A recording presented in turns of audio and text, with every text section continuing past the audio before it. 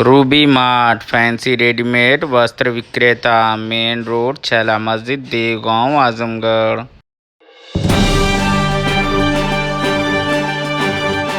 Ukraine रूस के विवाद के बीच केंद्रीय रक्षा मंत्री ने कहा, भारतीय स्टूडेंट को निःशुल्क लाएगी सरकार। केंद्रीय रक्षा मंत्री राजनाथ सिंह ने यूक्रेन रूस को लेकर एक बड़ा बयान दिया है। उन्होंने कहा कि वहां फंसे भारतीय स्टूडेंट के सवाल पर उन्होंने कहा कि यूक्रेन में फंसे सभी स्टूडेंट को हमारी सरकार निःशुल्क लाएगी। उन्होंने कहा कि जो अफवाह फैलाई जा रही है कि बच्चों से पैसे लिए जा रहे हैं वो निराधार हैं। उन्होंने कहा कि अब तक 3 खेप आ चुकी है। पड़ोसी राष्ट्रों के एयर स्ट्रिप पर परमिशन लेकर हम बच्चों को लेकर आएंगे और ये हमारी जिम्मेदारी है और इसको हम पूरी तरह निभाएंगे। इतना चाहिए था और लोग घबराए।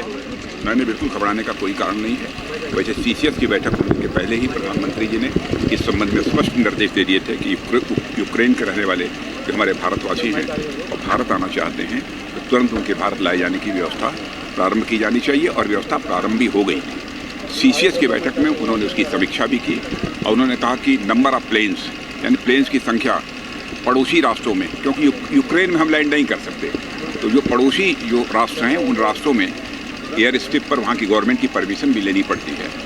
तो हमारे जो प्लेन वहाँ जाएं और वहाँ के हमारे बच्चे यूक्रेन में रहने वाले फिर वो बॉर्डर पर आ जाएं इन देशों के जहाँ पर हमारी प्लेन्स हैं और वहाँ से हम उनको ले आएंगे। आपने देखा कि रात को ही 3 या 4 खेप आ चुकी है, लगातार दिन में भी यह सिलसिला जारी है।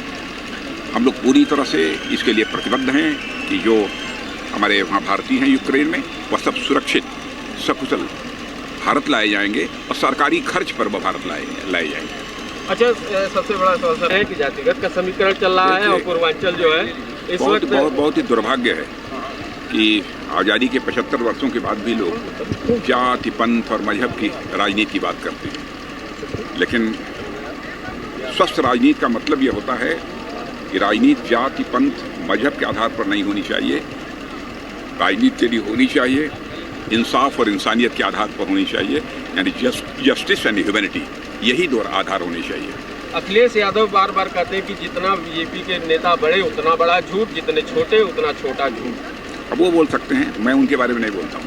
तो जिस तरीके का समीकरण लगाया जा रहा है और जिस तरीके से गुमराह किया जा रहा है उस पर भी तो आप कह सकते हैं सर कि आपकी जो जनता है, आपका जो वोटर है। मैंने जो कहना था सार्वजनिक सभा में मैंने बतला दिया लोगों को, वो तो क्रिस्टल क्लियर है, कहीं कुछ छिपाने। कितना मानना है यूपी में आपकी सीटें आ रही हैं सर? मुझे लगता है कि 2017 के चुनाव में जितनी सीटों पर हमको विजय प्राप्त हुई थी, कमोबेश उतनी ही सीटों पर इस चुनाव में भी विजय प्राप्त होगी।